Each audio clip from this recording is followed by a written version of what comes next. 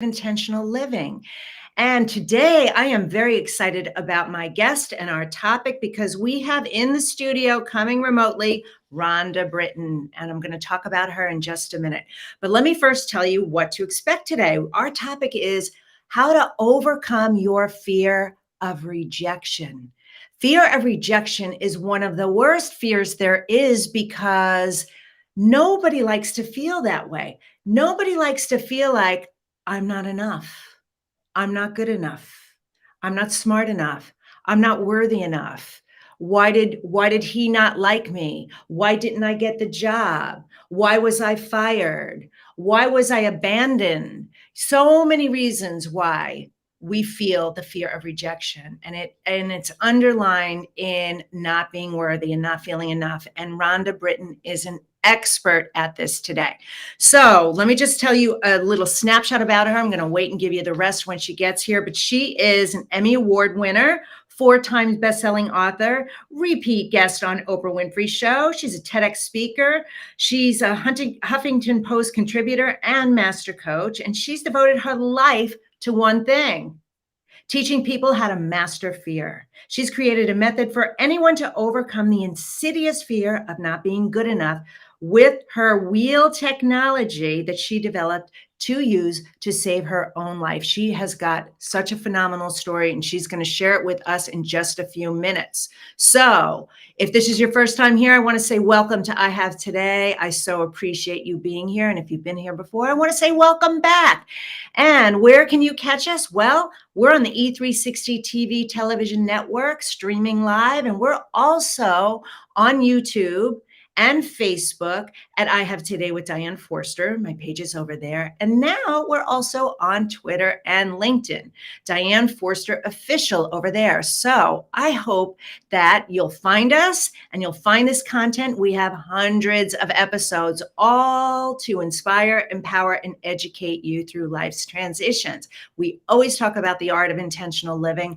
And our purpose here with this show, my mission statement and intention for you, is that you leave each one of these episodes feeling better at the end than you did at the beginning. And so stay until the end, because I end each episode with a powerful mantra meditation tying in what our guest talks about and the theme of the show. All right. And then one of the other things that we do every week at I Have Today with the Art of Intentional Living is we create intention statements. And an intention statement is something that I want you to use for the entire week. And because through the repetition of you saying it, it's sort of an affirmation, a mantra. When you say it over and over again, you allow your mind to start believing it. It's through the repetition that we create positive, permanent, lasting change. All right. So our intention statement for this week is: I have today to let go of rejection and live fearlessly. I have today to let go of rejection and live fearlessly. Okay, let me tell you what we do, you guys. If you hop on over to my Instagram page at Diane Forster Official, you're going to see a little button there that says wallpapers. So click on that button, and what you're going to find is all these beautiful graphics with the intention statements. And this one is here already. It's showing on the screen right now. And what I want you to do with it is take a screenshot of it and use it as your screensaver for the week, because that's going to help you remember it and anchor it in. All right. And so that's there for you. Now, what's going on here at I Have Today? Well, we have lots of exciting things going on. We have an event coming up on November 11th, 2022, 11/11/2022 in Los Angeles, California, and it's called tvhostmaker.com, And what I'm going to be doing is I'm going to be broadcasting or streaming my television show live that day in front of a studio audience, a live studio audience for the first time. So we're so excited about that. And then what we're going to be doing is the attendees who come. This is for you, ladies. If you're a coach, a consultant, an expert, and you've thought about having your own TV show, but you just don't know how and don't know where to start, I'm going to give you a behind the scenes glimpse from pre-production to production to post-production on how you can do it. I'm going to teach you the roadmap. You're going to build the blueprint of your own amazing, unique show. I'm going to show you my humble beginnings and everything in between. So it's really going to help you launch that show that, trust me, your audience is waiting for. So if you're interested in learning more, here's what I'm going to do. I'm going to send you over to my Instagram page again. DM me the word star, STAR, star. All right. So that's going on. We're super excited about that. And I'm ready to bring on Rhonda. But first, let's hear a word from our sponsor, the Spifter.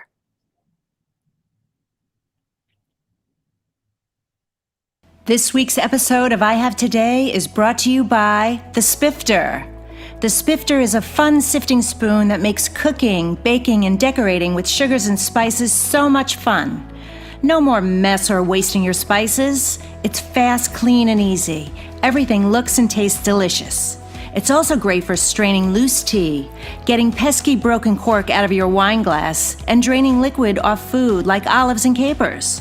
Whether you're a novice cook or a gourmet chef, you'll love the results.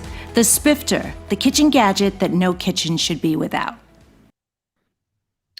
Well, hello, Rhonda Britten. Hello, Miss Diane. I'm so excited, and I'm looking at the Spifter going, oh, yeah, I think I need that. Yeah, you do. You know, I invented that. That's my product. Oh, wow. Yeah, crazy Well, cool. I use tea all the time. I usually tea all the time, and tea, like it just, and then I'm drinking tea, and I think to myself, well, it's supposed to be good for you, so if I eat a couple things, it's okay. Yeah. They go down. I'm going to send you one. My gift to you. Yes, I will get you one. Thank you. Well, welcome to I Have Today. It's such a pleasure to have you here. I know our audience is going to be so moved and inspired by your story. You've accomplished so much. Like I just listed a couple of the things. My goodness. I mean, your body of work is epic. It's epic. And how you've used your life and the things that have happened to you in your life for the greater good of everybody else gives me goosebumps. So where I want to start is right away. Please share your story of what happened to you in your life, because it's just simply incredible. So. Well, thank you, Diane. And, just like you, I mean, we are now every year getting older. We have more and more things that have happened to us or that have moved through us, right? I've been through a dark night, et cetera, a couple times. And what I know you're referring to is what happened to me when I was 14, which really set the stage for my entire life. And if you would have told me at 14 that this would be the beginning of a new life, that this would be the way that I would find myself, the way that I would heal myself, the way that I would change my life, the way that I would change others' lives, the way every book I've ever written, I would have looked at you like you're a crazy person, because when something bad is happening to you, right? When things are not going your way, when such horrific tragedy happens, it's really hard to see outside of what you're feeling and what you're thinking in that moment. And what you're referring to is it was Father's Day when I was 14 years old. Yep. And my father was coming over to take us out for Sunday brunch. My parents were separated. And I was pretty excited because we grew up in a little tiny town and we never went out to eat. So my father came over to the house with me and my three sisters and my mom. And he goes, come on, come on, come on. My mom's getting ready, fluffing her hair up and putting on her blue eyeshadow. And I start walking out with my mom, and my two sisters are fighting it out in the bathroom. And my dad goes, come on. And so me and my mom walk out. And as we walk out, my dad says he has to get a coat from the car, and a tan Naugahyde leisure suit coat, by the way. And as he lifts the trunk to grab the coat, out of the corner of my eye, I realize he's not grabbing a coat, but he's grabbing a gun. And he starts screaming at my mother, you made me do this. You made me do this. And he fires. And I start screaming, what are you doing, Dad? Stop. What are you doing, Dad? What are you doing? And he cocks the gun again and he points it at me. And I absolutely 100% think I'm next. And I don't know how long we sat locked in eyeball to eyeball, but all I know is, he blinked, I blinked, he blinked, I blinked. And then my mother, with a bullet already inside her, looks up, sees the gun in my face and screams, no, don't, with literally her last breath. And my father, realizing my mother's still alive, takes the bullet intended for me and shoots my mother a second time. Oh my falls gosh. falls to his knees, cocks the gun again, falls to his knees, and then puts the gun to his head. And so within less than 2 minutes, I was the sole witness of my father murdering my mother and committing suicide. Now, when that happened, I'm 14 and I believe this is my fault, right? Because I didn't stop it. I didn't grab the gun. I was no superhero, right? I didn't grab the gun. I didn't kick my father in the shins. I didn't even jump in front of my mother, right? Like I did nothing heroic to Right. save her. Let's And just let's just pause for a moment, everybody, and take that in, because this is a big thing. This is what we do. We say we take the ownership of that. that's What right. could I, why didn't I do anything? As if it was your responsibility or you could have done Yes. anything, but it still happens Yes. anyway. It's such an important point. I'm sorry, go ahead. Yes, I know, and it happens to this day. And there's a pro and con to that, right? The great thing about that is because I do take ownership of my life, right? The con is that I take ownership of things that are not mine. But the, Yes. but the actual skill, I always say there's two types of people: people who blame others and people who blame themselves. People Mm. who blame others, very difficult to change their life because they don't see them at cause, right? They don't see them at cause. So if they're not at cause, what do they come for coaching for? Oh, can I change my husband, my wife? Can I change them outside of me? And it's like, that's not how this works, honey. You got to change your life. So Yeah. if I ever, I'm always looking like, do they blame others or blame themselves? So blaming yourself, yes, there are pros to that though, because it actually can set you on a path to truly changing your life because you're owning your life.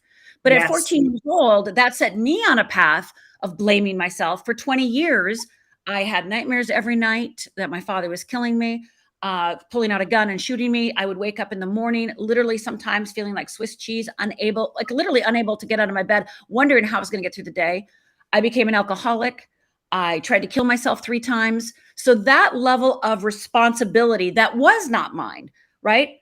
That kept me victimized. Really, that kept me a victim of my father. I was another casualty of that murder suicide for 20 Sure. years because I literally shamed myself, blamed myself, even though, I got a scholarship to college, even though I still got straight A's, right? Even though I was, did some great things at the University of Minnesota. It didn't matter. Those things they only lasted as long as the announcement, right? Like Rhonda Britten, it only lasted that long because the Yeah. thought and the guilt and the shame were just overwhelming. And of course, I didn't tell anybody that how my parents died. Once I left town, I went away to college, and nobody knew my story then, right? Because nobody knew me, nobody knew my story, and I didn't tell anybody. So so I'd lie about it, right? So they would ask me, "Oh, your parents?" And I'd go, "Oh, they're both gone." That's what I'd say, and they'd Yeah. go, "Both?" And I'd go, "Yes."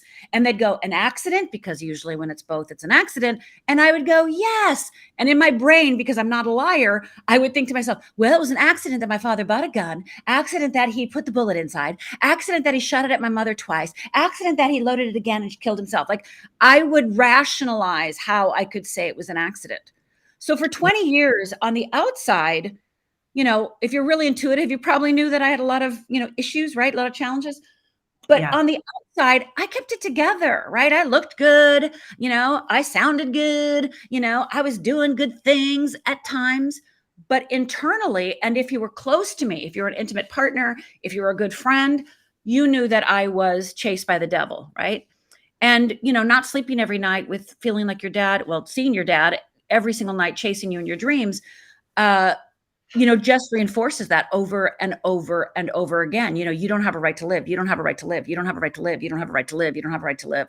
Yeah. So those 3 suicide attempts, as you That, know, were calls for help. yes, they were massive calls for help. And also, Rhonda, of course you felt that way. If your father, the primary first male That's relationship right. role model in your life, points a gun at you, and I've read a little bit of your other stuff, there was abuse there too, right? Treat you like that. Of course how could you possibly feel otherwise? I Yeah. have a I wanna hear more, but I wanna interject with this question about your Sure. sisters. How how did I mean, you were the chosen one. You were the one who was destined to be on this path to then catapult your life to be in such massive service in the world. How is the bond, or maybe, what's the relationship like with you and your sisters? Well, my sisters, so when it happened, my sister, Cindy, my oldest sister, had just turned 18. So the good news was we were able to stay together. And Yeah. then she moved away, like we moved away like 2 years later, but we lived in that house Oh my and walked gosh. by that driveway for 2 years.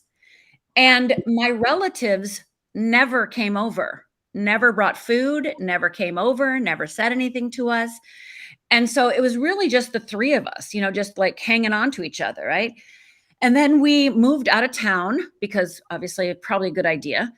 And Right. then that's when we separated, right? My younger sister Linda moved one place, my sister moved to another place, and then I moved to Minneapolis and went to the University of Minnesota. Got my sister Linda, my younger sister got an apartment when she was 16. I had an apartment when I was 17. I mean, like we were on our own. And my sister Cindy, the oldest one, you know, I've said this to her face, so I'm not saying anything that I haven't said out loud, but she was no role model. So from the Right. time I was 14, I made all my own decisions. Yeah. I never asked anyone what to do or how to do it, because also You part of my you family. grew up that day. You Oh, grew up that day. I was an adult that day, right? Your So childhood supposedly. is over. That's Yeah. right. And I was taught in my family never to ask questions. And I was taught that, you have to know everything. So here I am at 14 years old, unable to ask anybody any questions, unable to share anything, because you have to, I grew up in a Finnish community, and Finnish people don't share feelings, and they don't do that feeling thing. They don't do the emotional thing. So from the Right. time I was 14, every feeling I had was stuff. And so when I was starting to go through my transformation, I'm just going to skip ahead for 1 second to make this point, is Yeah. one of the reasons I drank is I was so enraged, right? I had so much rageness, so much rage, so much grief, but I had no access to it. I didn't know how to access it. And then the other thing I remember when I did go to therapy, and my first therapist was like, "You are mad," and I'm like, "Yes, but if I express my rage, I will destroy the world." Yeah. Now, logically, I knew I wasn't going to destroy the world, but that's how it felt. It felt that if I actually shared with you how I felt, I would not only destroy you, I would literally destroy the world. And I Yeah. think that we forget when we're healing, right? We forget that no matter what your tragedy is, no matter what your harm was, no matter what your trauma was, you have been on, maybe because if you grew up in any sort of family like mine, I did not know how to express myself. I did not know how to share my feelings. I didn't even know what my feelings were. I didn't even Yeah. know what was happening. Right. So drinking allowed me, I was not a happy drunk. Instead, I drank, and then I got raged. Right. Then I got mad. Then I lashed out, because it was the only way this good girl, right? The good girl could have any sort of quote unquote disempowering negative feeling. Mhm. So take us to the day that the switch happened, that you decided that you were no longer going to live like that. You were going to empower yourself to make the change. What happened? Well, I think there's three things, and then I'll tell you about the day, because there was a day. I'm sure there was. Yeah, I think that there's three things that happened, and the third one is the thing. One, I had to quit drinking. Yeah. So I had to face the fact that I was an alcoholic, and my good friend Bill helped me do that. And getting sober was required. It was required. I would not be sitting here today if I was not sober. So getting Yeah. sober was critical for my mind to clear, right? For my mind to clear. And as I got sober, I read every book I've been reading self-help books since I was 12, even before my Wow. parents did. My Yeah. first self-help book was when I was 12. Why Am I Afraid to Tell You Who I Am? Hello, I'm a fear expert. Hello. And I was searching for that since I was 12. So I was reading self-help books. I was doing work, right? So got sober, started delving into every single solitary thing. I've done every probably type of self-help spiritual program in the world, right? Inner child work, shaman work. rebirthing, you name it, I've done it. The second thing that had to happen was truly forgiving my father and my mother. Yeah. And, you know, I thought that that day, the day it happened, I forgave my father. And on some level, I did, right? On some level, you know, as you know, forgiveness is in layers. So on some level, I did that day. I was planning to be a minister back when I was 14. So I just Mhm. forgave my father. But as Yes. you know, like as life happens, it pokes you, and those pokes reveal, expose where the healing has not occurred, right? So I then had to forgive my father first. My father was the easiest to forgive, by the way. And this occurred on the 20th anniversary of their death. So now I'm 34 years old. So I forgave my father, easiest one. I forgave my mother, who was actually way difficult because in order to forgive her, one, I had to take her off the pedestal. And I had to Yes. take her off the, like, "Oh, my poor mother." No, I had to be like, "No, of course, she's not to blame for being murdered, but she stayed with my father. She didn't protect us." Like, I had to face all of that. I had to Yes. face my mother's flaws in order to forgive her.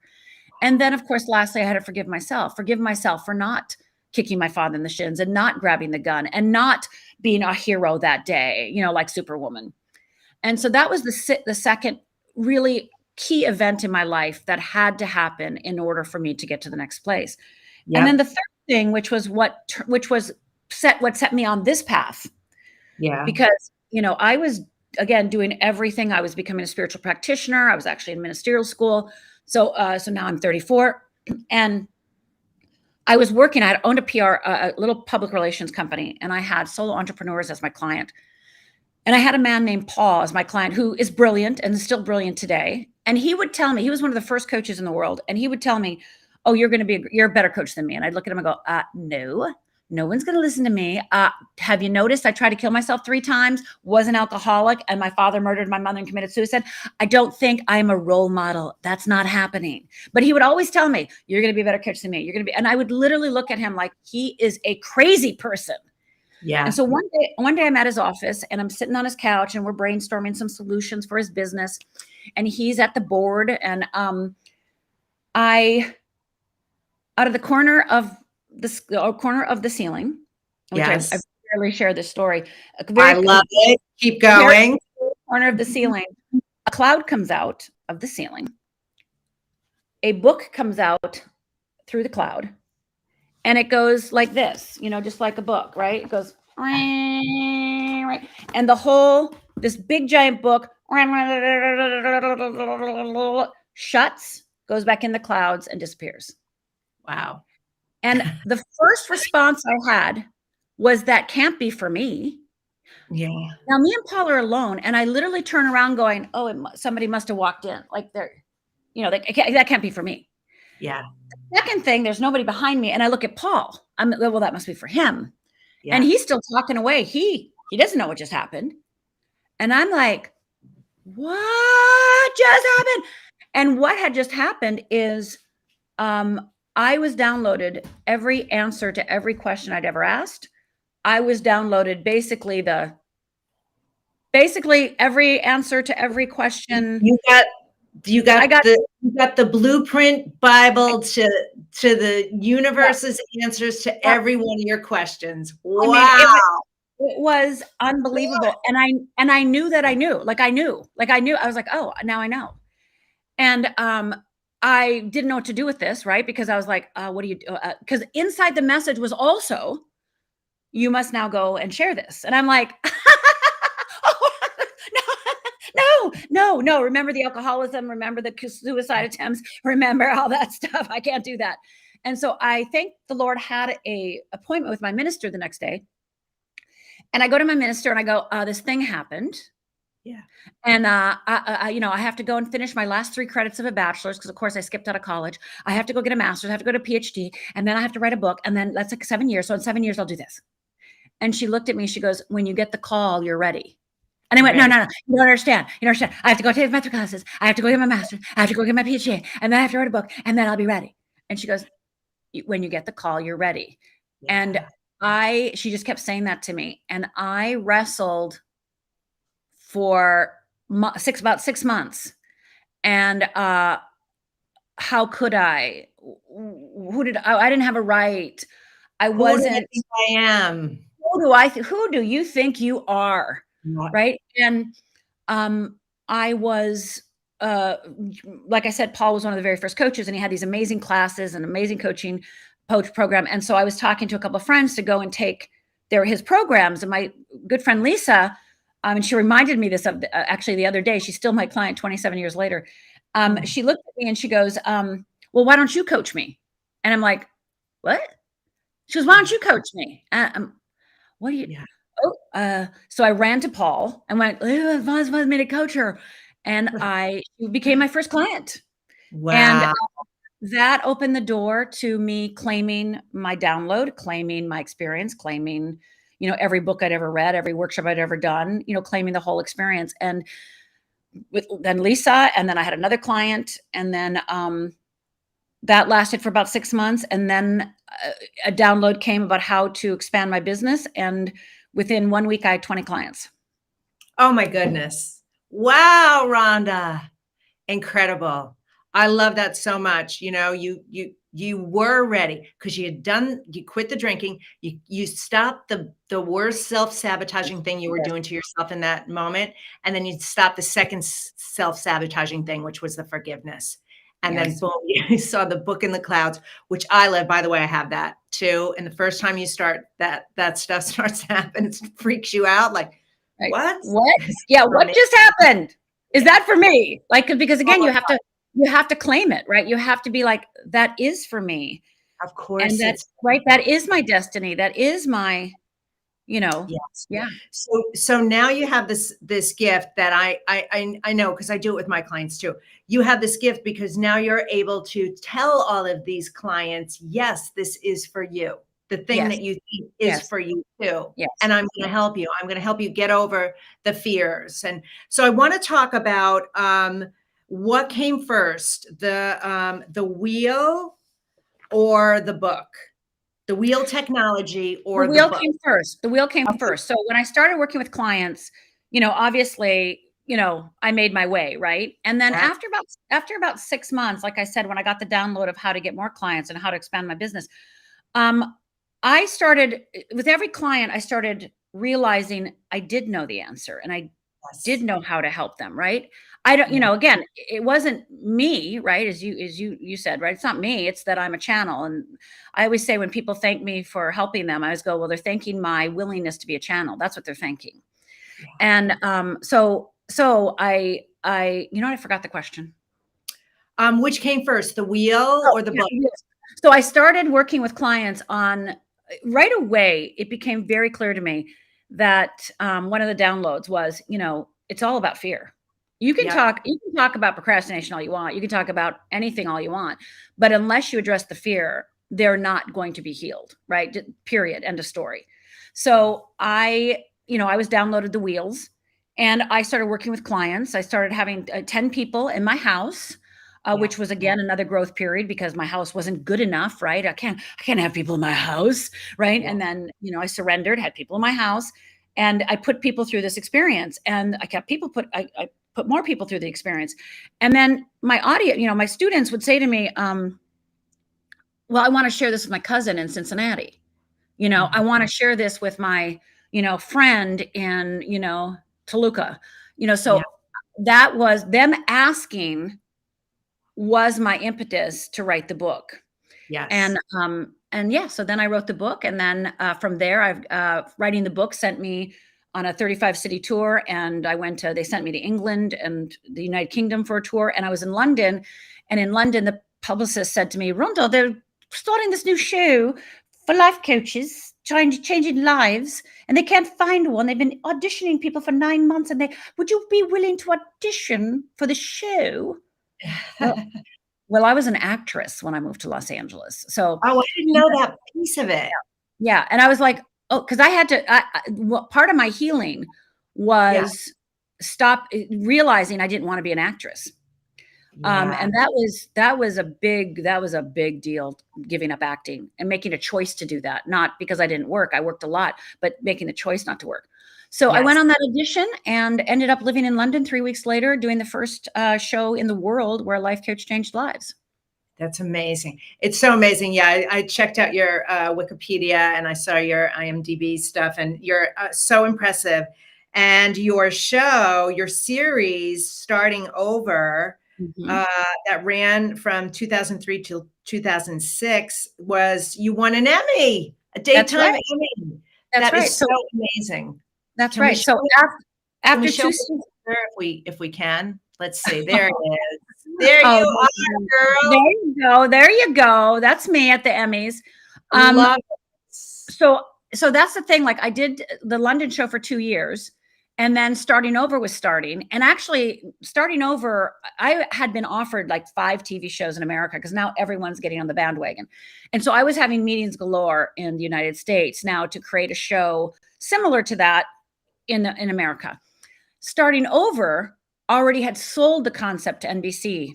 They were already ahead of the game. So I was in negotiations with a couple production companies to start another show. And when Starting Over came calling, I was like, I'm jumping on this bandwagon because it's already happening. They have a contract with NBC. It's starting. So I auditioned, and again, three weeks later, I was living in Chicago filming the first season. It was 5 days a week, Monday through Friday on NBC at noon. And I did that for 3 seasons. Was shot 165, 175 episodes a year.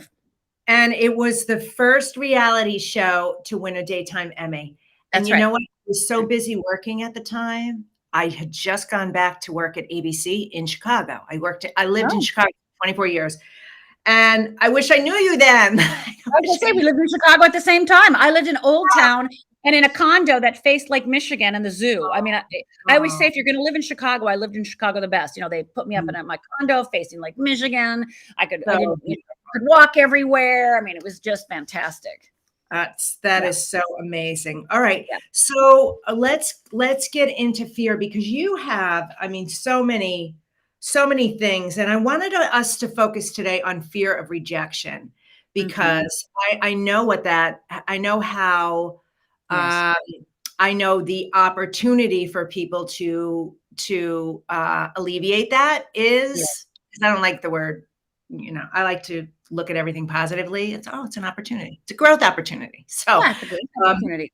so let's talk about how to get over the fear of rejection. I know you have that on I think it's on your website for a free gift. Am I right?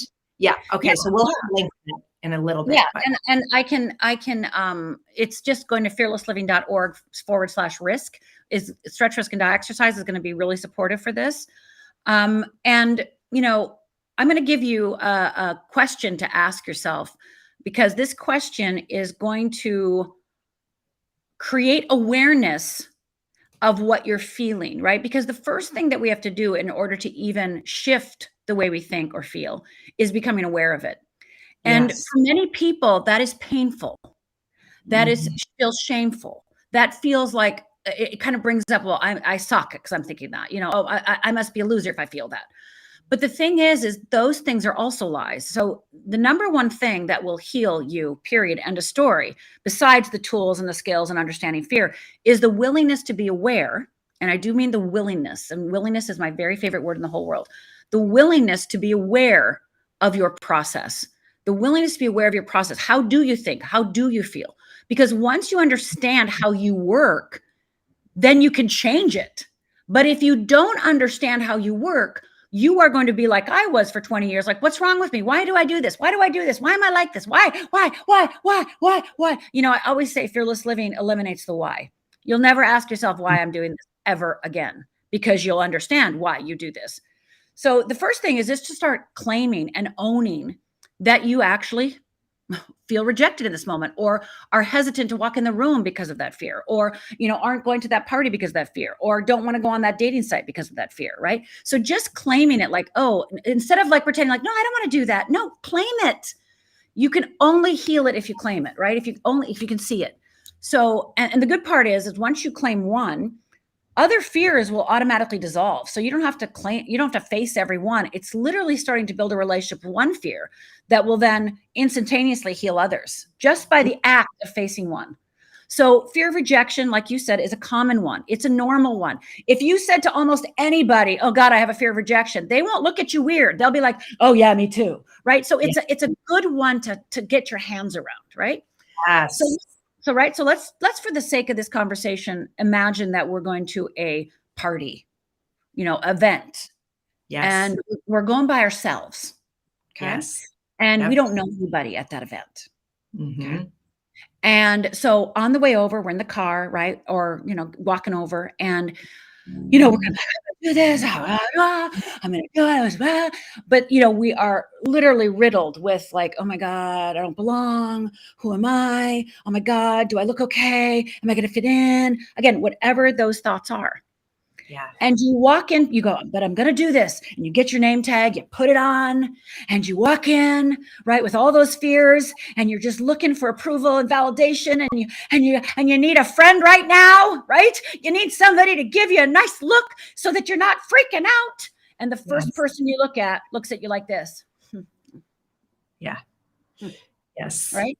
Looks at you with disgust, looks at you with, looks at you in a way that is not inclusive, that is not welcoming, but is anything but. Yeah. And in that moment, so many of us want to bolt. And so many of us in that moment go, I don't belong here. You see, I'm going to, and we bolt to the bathroom, right? Yeah. In that moment, it is time to start challenging your perceptions. Mm-hmm. And this question, I invite you to write down and hold in your heart. This is literally the question. Whenever I'm triggered, it's the first question I go to. Okay. What is it? Am I making it up or is it true? Am I making it up or is it true? So that person doesn't like me. I don't belong. Am I making that up or is that true? Love now, here's the kicker. It will feel true. It will feel true. You have to move beyond your feeling and ask yourself, is this in fact true? Did the person did they out of their mouth say to me, I hate you, you don't belong here? No. Yeah. So like people come to me and goes, my boss doesn't like me. I go, did they say that? Well, no, I can tell. Are you sure? Yeah. Right. So unless the person actually says something, unless there is a factual, fact that you can point to, you are literally making it up. And the feelings you're feeling are feelings that are coming from your past to help you filter this present moment, because that's what the past does. Our brain is wired to look in the past for the solutions to the present, right? So we're wired, we're literally wired. So unless we change that wiring, right? We look in the past, again, not consciously, just quickly. And that past comes in and says, oh, yeah, this isn't a safe environment, right? This isn't safe. And I gotta bolt. This isn't safe. So you're the one that's in charge of creating safety. You're the one that is in charge of challenging that thought, challenging that feeling, and moving through it. And how we do it, of course, in Fearless Living is I know if I'm triggered, I'm on my wheel of fear. I know that. And in order for me to move over to my wheel, I want to move over to my wheel of freedom. So the benefits of the wheels is that it gives you an anchor point, right? Instead of like when I was going through my healing journey, I had so many tools. I had so many things that people taught me, but there was nothing I could grab onto. Every time I was in a different situation, I used a different tool, right? And it wasn't comprehensive, right? It wasn't like one thing. So that's why I developed the wheels, because they're comprehensive. You don't have to like go running around like, which tool should I use? Right? No, it's like, here it is. This is what's happening. And you want to move to the wheel of freedom. That's what you're going to go do. Right. Yes. So I love it. So it's easy, and it takes away the angst and takes away the questioning of what am I supposed to do now? Yes. And stop the lingering in that space. And I love that. And so if that guy gave me a dirty look, if that guy or girl gave me a dirty look, or that person gave me a dirty look, I would immediately ask myself, am I making up or is it fact? And then most likely me now, Rhonda Britten, I would actually go to that person. Yes. I would actually go up to that bar, stand next to that person, order some club soda with a lemon or lime, and look at him and go, hey, hi, I'm Rhonda. Yeah. I I wouldn't love avoid it. them, right? Yeah. Avoiding them makes them my cager, the sheriff, the jailer, right? I'm not going to let that person jail me. Mm-mm. That's such beautiful freedom. Such beautiful freedom in that. I love that so much. Oh my gosh. I could talk to you all day, and I know I'm going to connect with you after this show, and we are going to definitely hang out. But I want to ask you a question that I ask all my guests, and I'm kind of surprising you with this, but don't worry, I love it. I love surprises. you're gonna pass it with flying colors. So one of the things that I ask all my guests is, how do you live the I have today way, which is in the present moment intentionally? And can you start it with I have today too? Because we collect all our guests' quotes Mm. and then we promote them. So let us please know. It really is. I have today to live in a willing heart, right? I have today to live and receive from my wheel of freedom. I have today, and I love your intentional living because that really is what it's about. I have today my intention statement that I use every single minute of every single day, start the morning with it and the day with it to make sure that I'm on track. So I have today to be myself more and more and more, that I can embody myself more and more and more. I have today to become more and more me. And what an honor and what a gift that is. I have today to shed my skin and shed my fear and become more fearless, Ah, so which means, good. I'll be more loving, right? Yeah, so good. That's so beautiful. Right? Rhonda, Fear is the only thing that stops us from love. Fear is the only thing that stops us from love. Fear is the only thing that stops us from living our purpose. Fear is the only thing that stops us from living with intention. Fear is the only thing that stops us. You can call it whatever you want. You can call us all these pretty names. You can call it worthiness. You can call it I don't love myself. You can call it all that baloney. But bottom line, all of that stems from fear.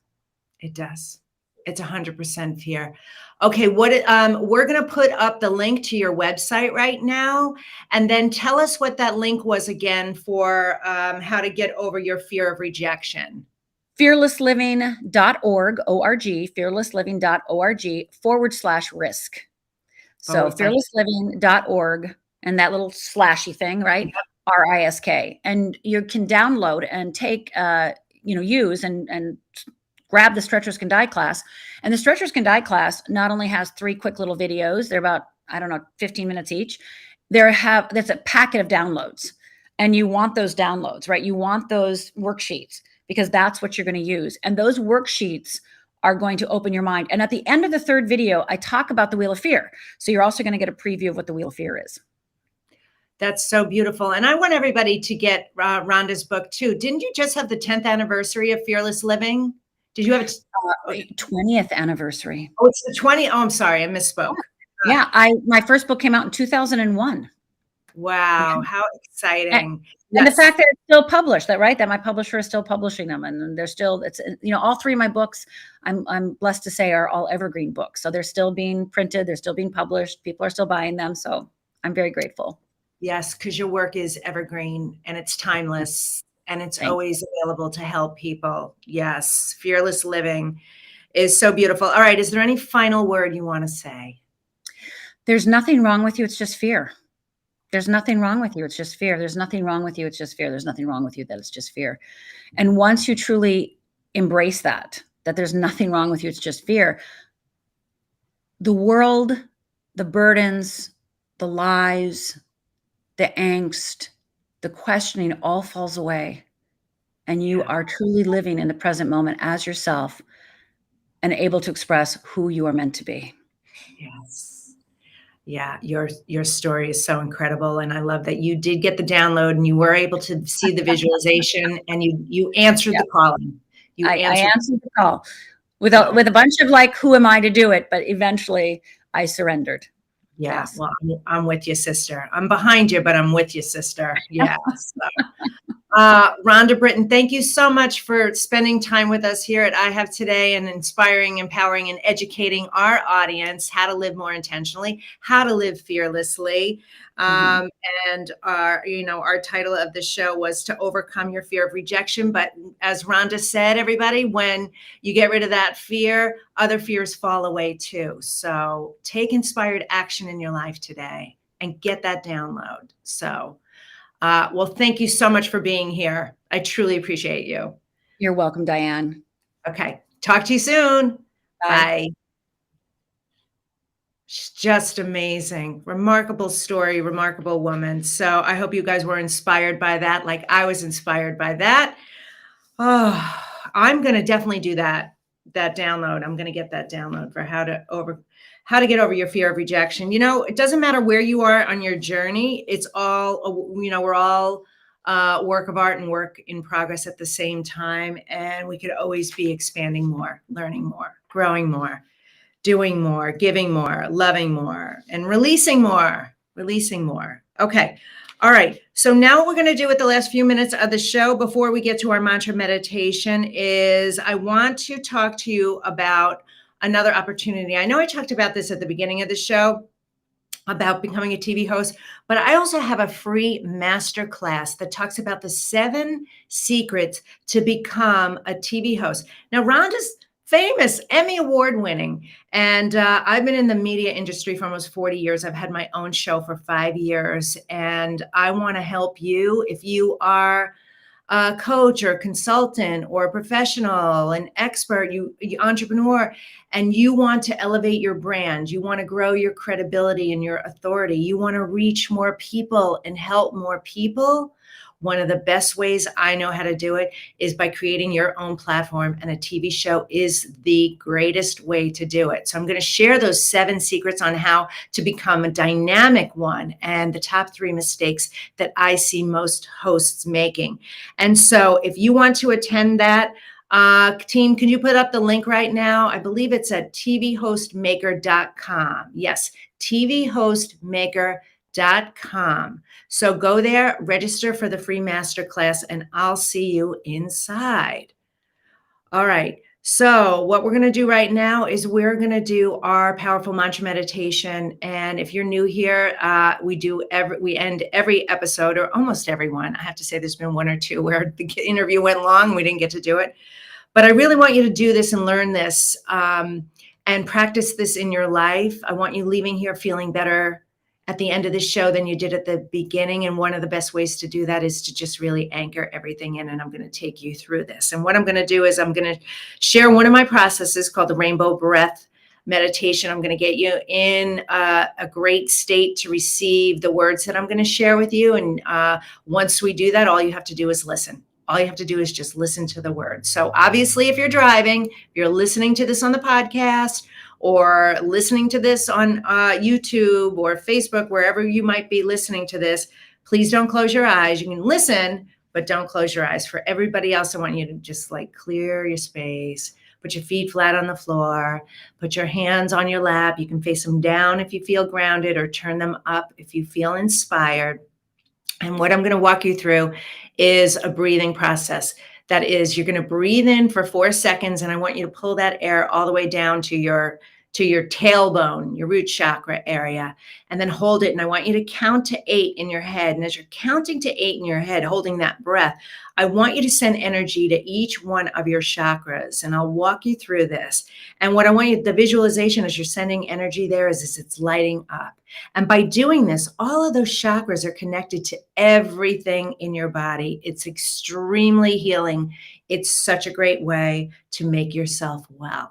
And so I want you to do that. And then once we count to 8, you're going to breathe it out like you're breathing out anything toxic in your body, any negative energy, any trapped emotions, any bad memories, all of that. Even kind of imagine like it's the smoke of a locomotive train, just coming out. You're just getting rid of all of it.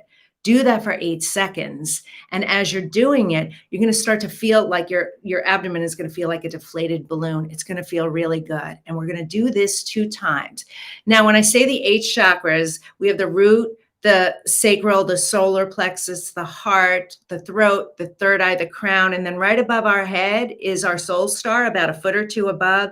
Very important one. We're going to send that white light energy because, as Rhonda and I were talking about today, being able to channel the information that we're able to channel has come from keeping that one of all of them clear. You want to clear the karmic residue, as my friend Katie Bray says, because then you're able, it tunes, it allows you to be able to actually receive the information. All right, so let's go. I want you to close your eyes right now. Breathe in for 4. Hold it for 8 and light up your chakras. 1, 2, 3, 4, 5, 6, 7, 8. Blow it out for 8 like you're blowing out birthday candles.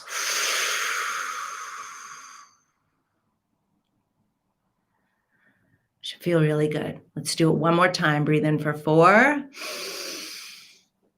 Hold it for 8 as you light up those chakras. 1, 2, 3, 4, 5, 6, 7, 8. Blow it out for 8.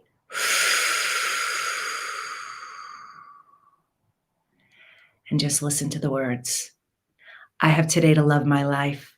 Something really good is going to happen to me today. I can feel it. Miracles big and small. I notice them all. Yes, yes, yes. Thank you. I have today to live fearlessly, to let go of any trapped emotions, pain from my past, limiting beliefs, and what I think is wrong with me. I have today to let go of the feeling of not feeling like I'm enough. I have today to ask myself the question, am I making this up or is this really true? Like Rhonda said, I can claim the fear, feel it, process through it, practice forgiveness, all the layers of forgiveness, and let go and release it and step into my power. I can follow Rhonda's process and go from the wheel of fear to the wheel of freedom, that I'm actually the one in control, and that my awareness of this is the key that's going to make the change. My willingness to be aware of it, my willingness to look at my process, the way my habits are, my repetitive thinking, the limiting things that I'm carrying around that truly aren't true. I have today to change my life for the better. I have today to start fresh and new. I have today to be the powerful chosen one I am, and to pay attention to the signs like Rhonda did, like Diane did, and take that pain from my past, find the lesson and the gift in it, move on, and just let go of feeling fear. It's just an emotion. It's just a feeling. It's not real and it's not true. I can feel it and release it, and I can let it go. And I am going to start with my fear of rejection. I'm going to do the work. I'm going to move in inspired action today and just get rid of it. Because when I do, other fears will fall away. That is my power. I am worthy and deserving of it. Because fearless living eliminates the why. It really does. Why you're doing that, why you're suffering like that. Like, let's get rid of it.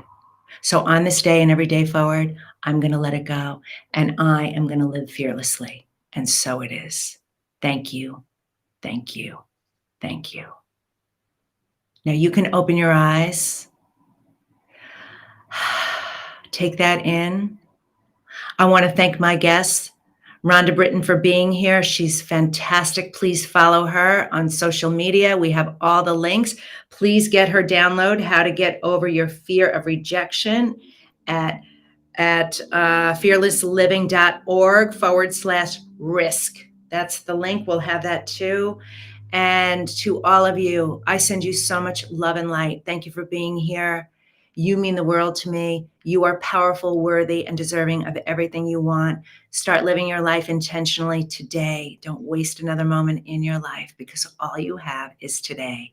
I'll see you next time. Thank you so much. Take care. Bye-bye.